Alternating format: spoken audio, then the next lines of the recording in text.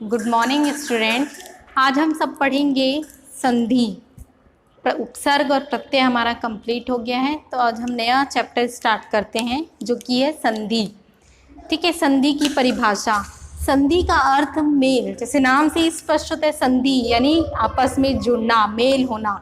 तो संधि का अर्थ है मेल या जोड़। दो समीपवर्ती ध्वनियों के पास पास आने के कारण उनमें विकार सहित जो मेल होता है उसे संधि कहते हैं। अर्थात दो समीपवर्ती ध्वनि जब आपस में मिलते हैं तो उनके पास पास आने के कारण उनमें जो परिवर्तन होता है, विकार सहित का अर्थ है परिवर्तन, अर्थात उनमें जो परिवर्तन होता है उस मेल से, उस परिवर्तन से जो नया शब्द होता है उसे क्या कहा जाता है, और इन दोनों की गतिविधियों को क्या कहा जाता है, संधि कहा जाता है। अर्थात पास पास आने के कारण जो परिवर्तन होता है, जो मेल होता है, उसे क्या कहा जाता है, संधि कहते हैं। जैसे एग्जाम्पल के लिए लेते हिम धन आलय, तो बनेगा क्या, संधि करने से नया शब्द क्या बना, हिमालय।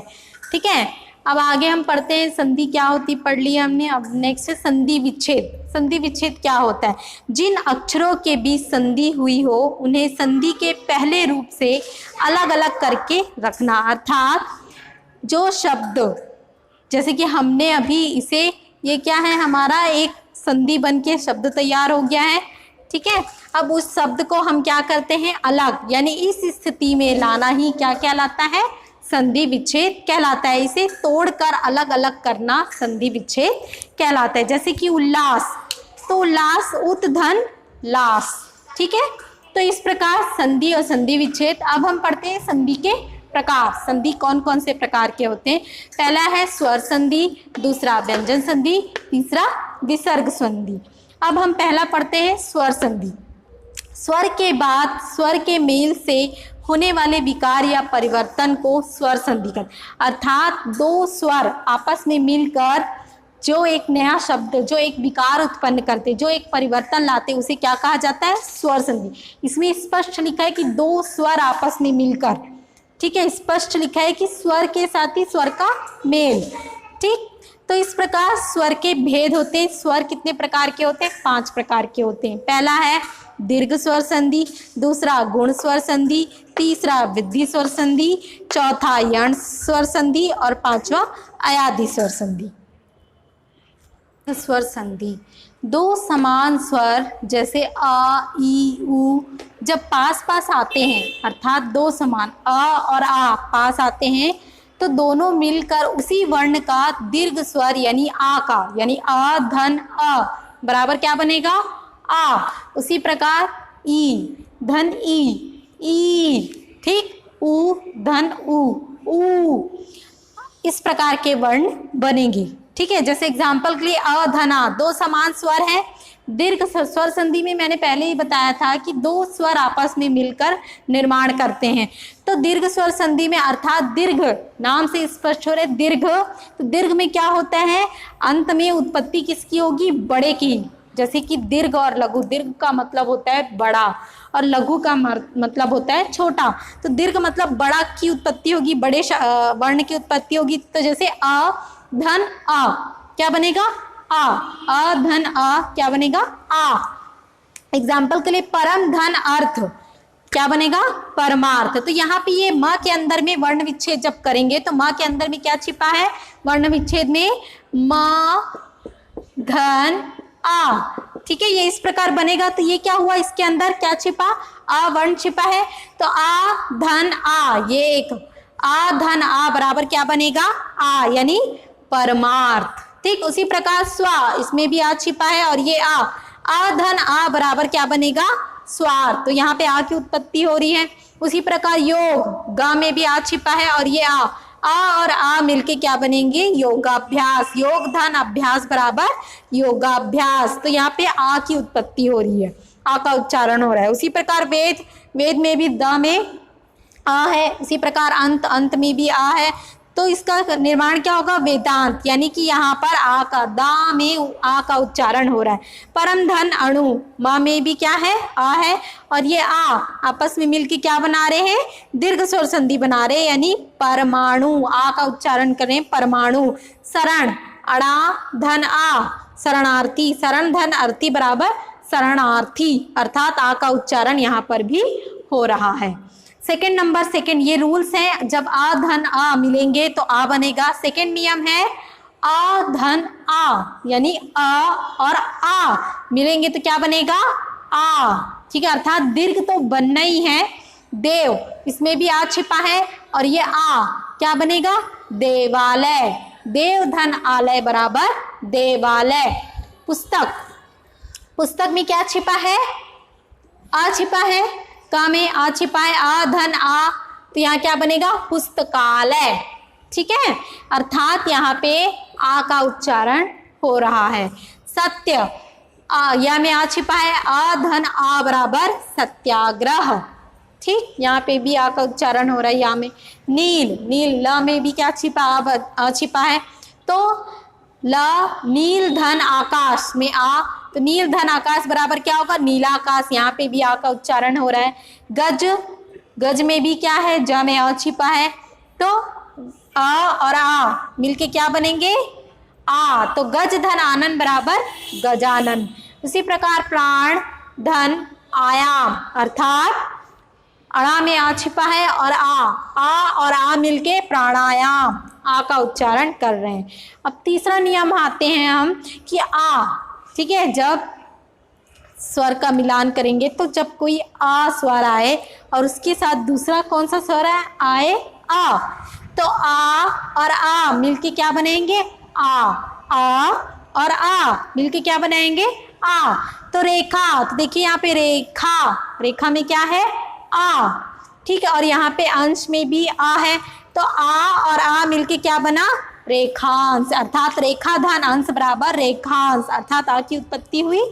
उसी प्रकार सीमा, सीमा में भी क्या है? माँ में आ छिपा है, आ का उच्चारण हो रहा है, आ का उच्चारण हो रहा है, तो सीमा धन अंत, सीमांत। उसी प्रकार परीक्षा, तो यहाँ पे भी आ का, छा में भी आ का उच्चारण हो रहा है, तो अर्थी, तो यहाँ पे क्या होगा? परीक्षार्थी। उसी प्रकार परास्त, परा र में आ का उच्चारण हो रहा है और ये आ, तो क्या बनेगा? परास्त, अर्थात यहाँ पे आ की उत्पत्ति हो रही है। ठीक, नेक्स्ट लास्ट वन आते यथा धन अर्थ, था में भी आ की उत्पत्ति हो रही है और आ, तो आ और आ आपस में मिलके क्या बनाते हैं? आ, यानी यथार्थ। तो इस प्रकार ये तीन नियम हैं, आ और आ मिलेंगे तो आ बनेगा, आ और आ भी मिलेंगे तो भी आ बनेगा, और आ मिलेंगे तो भी आ ही बनेगा। आगे है आ धन आ बराबर आ, अर्थात जब आ और आ मिलके क्या बनाएंगे? आ। जैसे कारा धन आवास, तो कारावास। ठीक है, तो यहाँ पे रा में आ का उच्चारण हो रहा है, दो आ, मतलब ये आ और ये आ आपस में मिलके क्या बनेंगे? कारावास। तो कारा धन आवास बराबर क्या होगा? कारावास। तो ये क्या हुआ? यहाँ पे भी आ का उच्चारण हो रहा है और यहाँ पे भी आ का, तो ये मिलके क्या बनेंगे? आ बनेंगे। उसी प्रकार महा, तो यहाँ पे भी आ है, यहाँ पे भी आशय में भी आ है, तो आ और आ क्या बनेंगे? आ। तो महाधन आशय बराबर महाशय। ठीक, दया धन आनंद, तो दया या में क्या है? आ का उच्चारण हो रहा है और आ, तो आ और आ आपस में मिलके क्या बनेंगे? आ। तो दया धन आनंद बराबर क्या होगा? दयानंद। वार्ता धन लाभ बराबर वार्तालाप, तो यहाँ वार्ता, ता में क्या हो रहा है? आ की मात्रा तो है ही, साथ में रा भी है, तो यहाँ पे ये आ और ये आ, ला में भी आ है, तो आ और आ मिलके क्या बना रहे? आ। तो वार्ता धन लाभ बराबर क्या बनेगा? वार्तालाप। महाधन आत्मा, तो यहाँ क्या बनेगा? महात्मा। तो हा में भी आ है और यहाँ पे भी आ है, तो ये आ और आ मिलके क्या बनेंगे? आ, यानी महात्मा। उसी प्रकार नेक्स्ट फिफ्थ पॉइंट है, फिफ्थ नियम है कि जब ई, छोटा ई और एक छोटा ई दोनों आपस में मिलते हैं तो किसका उच्चारण करते हैं? बड़ा ई का उच्चारण करते हैं। यानी कवि, तो वी में किसका उच्चारण हो रहा है? छोटी की मात्रा लग रही है, यहाँ पे भी ई है, तो ये कवि धन इंद्र बराबर क्या होगा? कविंद्र, अर्थात यहाँ बड़ी की मात्रा लग जाएगी। उसी प्रकार गिरि धन इंद्र, तो यहाँ पे भी छोटी की मात्रा है, ठीक। और यहाँ पे इंद्र तो ई है, तो यहाँ क्या बनेगा गिरिंद्र, अर्थात यहाँ पर भी छोटी की मात्रा लग जाएगी, सॉरी बड़ी की मात्रा लग जाएगी। उसी प्रकार अति, अति ता में छोटी की मात्रा और यहाँ पे भी छोटा ई है, तो यहाँ पे क्या होगा दीर्घ ई यानी बड़ा ई होगा, तो अति। उसी प्रकार अभी, अभी धन इष्ट बराबर अभिष्ट, तो भा में छोटी की मात्रा और ये ई, ठीक, तो क्या बनेगा बड़ा ई, ठीक है। ई, दो ई आपस में मिलके बड़ा ई की उत्पत्ति करते, तो अभिष्ट। उसी प्रकार कपि, पा में छोटा ई है और ये ई, दोनों आपस में मिलके कपिंद्र, ठीक, कपि धनिंद्र बराबर कपिंद्र। 6 नियम है कि ई और ई मिलकर ई की उत्पत्ति करते, जैसे नदी, तो इसमें कभी कौन सी मात्रा लगी बड़ी की मात्रा यानी ई, ठीक है। और यहाँ पे ई और ई दोनों मिलके क्या बनाएंगे बड़ा ई, तो नदी धनिंद्र बराबर क्या बनेगा नदींद्र। उसी प्रकार योगी और ई इंद्र योगींद्र बनेगा, तो यहाँ पे भी ई और ई क्या बनेगा ई यानी योगींद्र। देवी धन इच्छा बराबर देवीच्छा, तो यहाँ पे भी ई है और यहाँ पे ई है, ई और ई मिलके बड़ा ई बनाएंगे देवीच्छा। उसी प्रकार मही धन इंद्र महेंद्र, तो यह हाँ में छोटा ई है और यहाँ पे भी ई छोटा ई है, यहाँ क्या बनेंगे बड़ा ई यानी महेंद्र। अब 7वां नियम है, दो बड़े ई आपस में मिलके बड़े ई की रचना करते हैं, जैसे नदी धन ईश, तो दा में भी बड़ा ई है और यहाँ पे भी बड़ा ई है, तो ये क्या बनेगा नदीस। उसी प्रकार गौरी, ठीक है, तो गौरी रा में भी क्या है बड़ा ई है और यहाँ पे भी बड़ा ई है, तो ये क्या बनेगा गौरीश। सती धनी, सतीता में भी बड़ा ई है और यहाँ पे भी है, तो ये क्या बनेगा बड़ा ई यानी सतीश। रजनी धनीश यानी रजनीश। इस प्रकार इसके आगे का हम नेक्स्ट वीडियो में करेंगे। Thank you.